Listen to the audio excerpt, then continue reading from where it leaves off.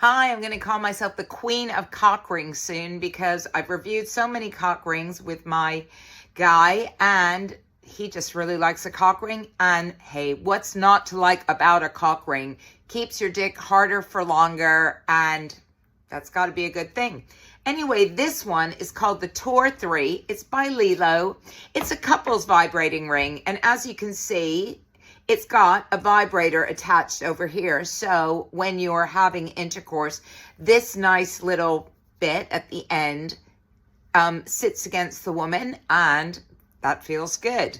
Also just feels good for a guy to have those vibrations going through the base of his cock. That's what I've been told anyway, and my guy really enjoyed this. The nice thing about this is it's got lots of stretch in it as well. So if you're a girthy guy, it's still going to be comfortable. It's got all different pulsations and vibrations. It's fully waterproof. It's USB rechargeable, and it's Bluetooth connected. So you can have some fun remotely with your partner, which is also quite nice. And like all Lelo products, it's just really, really, really lovely, high quality. They just don't make things that aren't nice, frankly.